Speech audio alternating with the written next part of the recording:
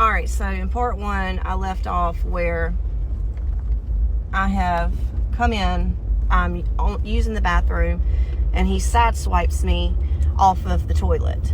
And he's got me on the marble floor. Between the marble floor, the toilet is on my left, and the back corner of the bathtub is behind my head.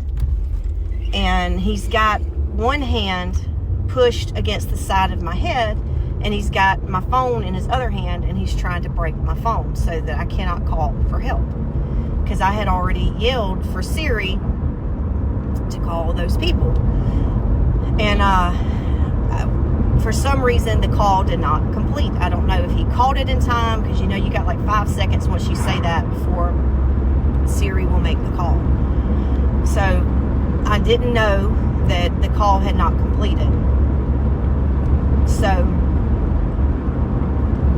I'm screaming at him to get off of me, because he's like literally moving around with my phone. So his hand is like essentially hitting my head up against the back corner of the bathtub and the wall. He gets up off of me, throws my phone, goes around the corner, and then he proceeds to come back like seconds later while I'm messing with my pants, picks my phone up, proceeds to hit himself in the face. And I left out the part that when I got there, his hands, both of his hands, were covered in blood, his own blood.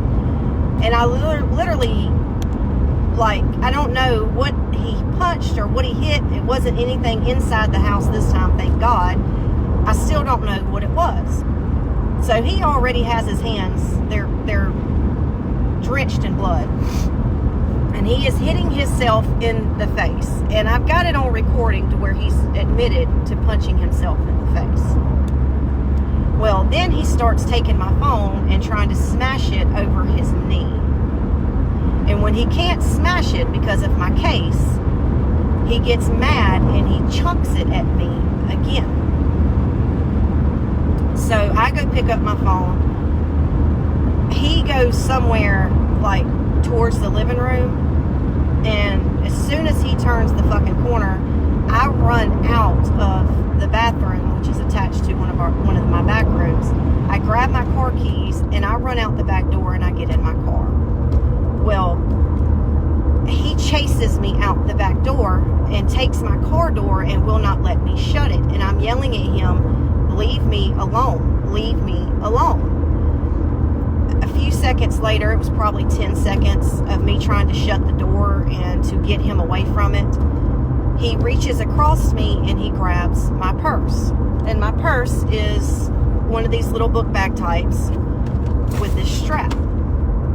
So he reaches across me and it's in my passenger seat, and he snatches my purse, and I'm able to grab hold of the strap just a little bit, and I'm trying to snatch it back from him. Well, he finally yanks it hard enough to where he yanks me out of the car. And I'm on the ground. And he's going through my purse, throwing shit out, gets my wallet, unzips it where I keep my cash, and he takes the $200 in cash that I have out. Throws my purse, throws my wallet, goes back in the house, and that's, I guess, when he grabbed a bag and went out the front door. Okay, so again, I was on the phone with someone during this whole thing, like the whole shebang. Like it was a matter of minutes. So I guess he goes out the front door at some point. I'm still at the back picking up my purse and my wallet. I throw it in my car.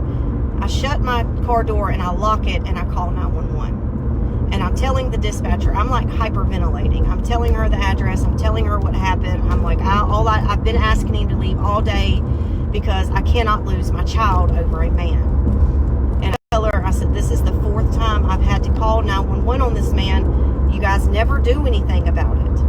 You never do anything. So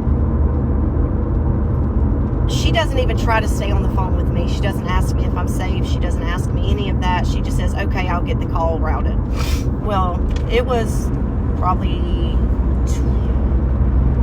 10, 15, maybe 20 minutes later. It felt like that long anyway. an officer, the lady cop shows up by herself, and she gets out the car and she asked me what happened, and I told her, and she said, which way did he go? And I said, he went that way, and he took $200 in cash out of my wallet. She said, how much? And I said, 200. She said, literally, she said, bet, I'll be back. She goes off in the direction he went, and a few minutes later, the male cop, or patrolman Barrett, shows up. Well, as soon as he shows up, he's got a fucking chip on his shoulder. Like, he's just one of those, you can tell he's a cop to show authority, right? He's an asshole to me off the rip. You can just tell, like, he thinks that everyone is beneath him and so forth and so on. Well, a few minutes later, the lady cop comes back, and she has Johnny in the back of her car. And she gets him out, and they both come walking towards me. And the male cop is like, hey, he can't come up here. And she turns around and says, oh, yeah, you got to stay back there. And she has my money in her notebook. Well, she gives me my money back, and I put it in my pocket, and she goes back over and talks to him. I don't know what the fuck he told them. But I had already let them know that he has a laundry list of mental illnesses and is off his medication, and he just lost 2 siblings. And that this has been an ongoing issue for months with him putting hands on me. I showed them all of the proof, the audio, I let them listen to it. I showed them text messages of how this all started, and it started with me saying, I'm not going to lose my child over you, and if you make me choose, you're going to lose every time. And I told him, I said, I wasn't even here when this started. I was working. I said, I had just walked in the door at 2 o'clock.